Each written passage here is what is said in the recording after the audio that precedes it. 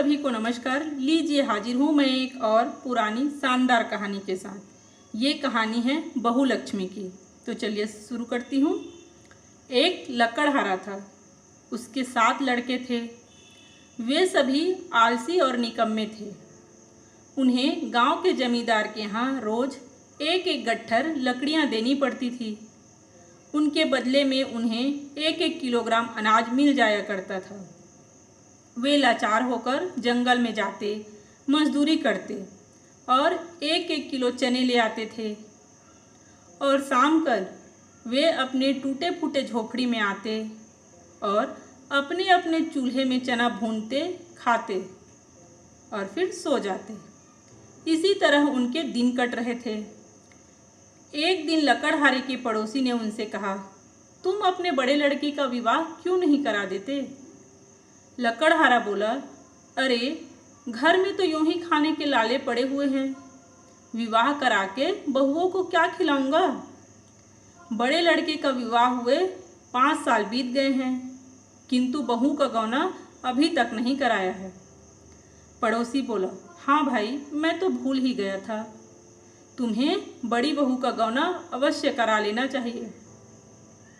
लकड़हारा झुंझलाकर बोला, अरे उस कलमुही का नाम मत लो।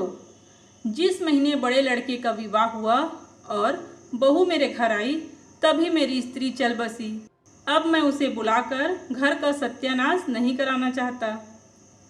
पड़ोसी ने उसे बहुत समझाया, भाई मरने जीने पर मनुष्य का क्या वश। तुम्हें अपनी बहू को अवश्य बुला लेना चाहिए। उसके भाई भाभी आखिर उसे कब तक अपने पास रखेंगे? बहू के बुलाने में ही तुम्हारी भलाई है। इसी तरह जब अन्य लोगों ने लकड़हारे से बहू को गौना कराने की बात बार बार कही, तो वह एक दिन उसने अपने बड़े लड़के को बहू को लिवा लाने भेज दिया। लड़का गौना करा कर बहू को ले आया। वह अपनी पत्नी को एक पड़ोसी के घर छोड़कर जंगल में लकड़ी लाने चले गया। इधर पड़ोसी ने दुल्हन को उसका असली घर दिखा दिया। घर के स्थान पर एक टूटी फूटी झोपड़ी देखकर वह भी भिखमंगों के अड्डों जैसा दिखाई दे रहा था। झोपड़ी में 8 चूल्हे बने हुए थे। उन्होंने कभी झाड़ू का मुंह नहीं देखा था। कहीं के चने के छिलके बिखरे पड़े थे, कहीं कूड़े करकट का ढेर लगा था। घर की दशा देखकर दुल्हन को रुलाई आ गई।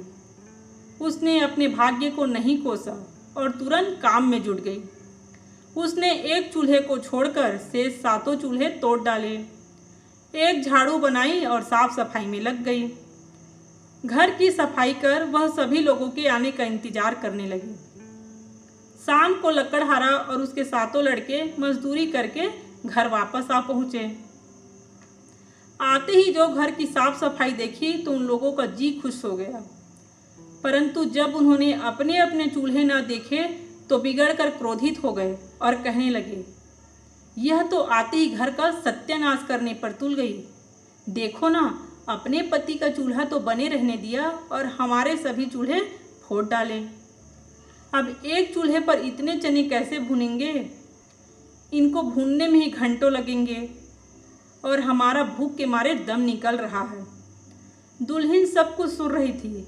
उसने एक कठौते पे हाथ पैर धोने के लिए पानी दिया और बैठने के लिए चटाई बिछा दी। जाड़े के दिन थे, अतः उन सब के हाथ पैर सेकने के लिए उसने आग भी सुलगा दी। फिर वह ससुर से बोली, आप लोग हाथ पैर सेके, तब तक मैं खाना बना कर लाती हूँ। यह कहकर वह चने लेकर पड़ोसन के घर चली गई। उसने सारे चने पीसे, आधे आटे की रोटियां बनाई और आधा बचा लिया। इधर भूख के मारे वे सारे छटपटाने लगे। तभी दुल्हन रोटी साग लेकर आ गई। बरसों के बाद उन्हें ऐसा स्वादिष्ट भोजन मिला। रोटियां भी बहुत थी, सबने ठूस ठूस कर खाई। जब अघा गए तब खाना बंद किया। अब तो बूढ़ा लकड़हारा और उसके बेटे नई बहू की चतुराई पर फूले नहीं समाते थे। सुबह होते ही जब वे लकड़ियां लेने जंगल की ओर जाने लगे, तब बहू ने रात की बची रोटी का एक एक टुकड़ा उन्हें नाश्ते में दिया। उन लोगों को बड़ा आश्चर्य हुआ।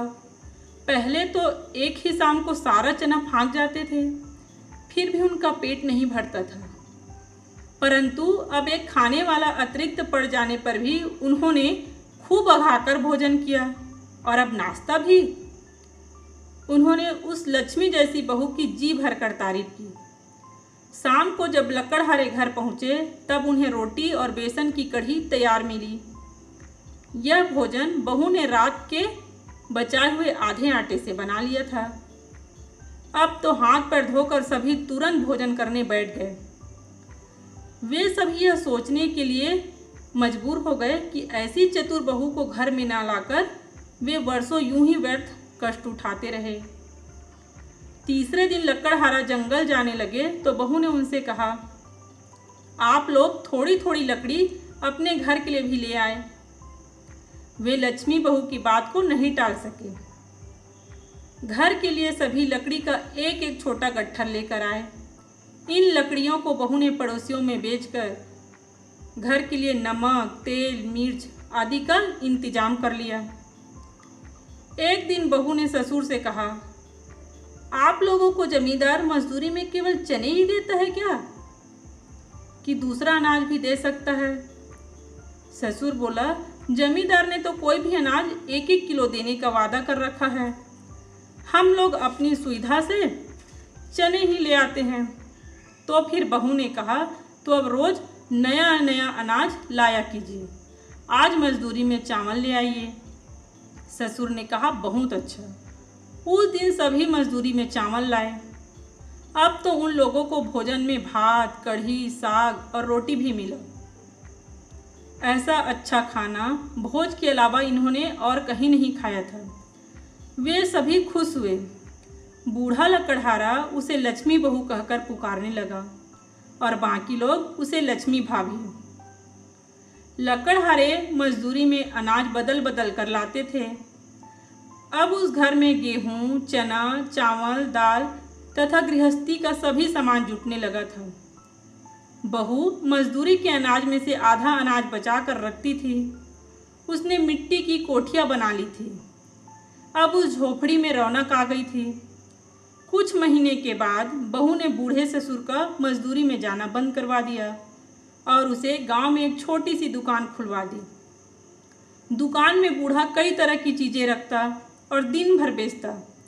दुकान चल निकली और उससे अच्छी आमदनी होने लगी। अब गांव में उन लोगों का मान प्रतिष्ठा भी बढ़ने लगा था। उन्होंने छोटी मोटी जायदाद भी खड़ी कर ली थी। उनका जीवन आनंदपूर्ण हो गया था। यह सब बहू लक्ष्मी की चतुराई और मेहनत से ही हो पाया था। तो बहू लक्ष्मी की ये कहानी आपको कैसी लगी मुझे कमेंट करके ज़रूर बताइएगा। मिलती हूँ एक और नई कहानी के साथ।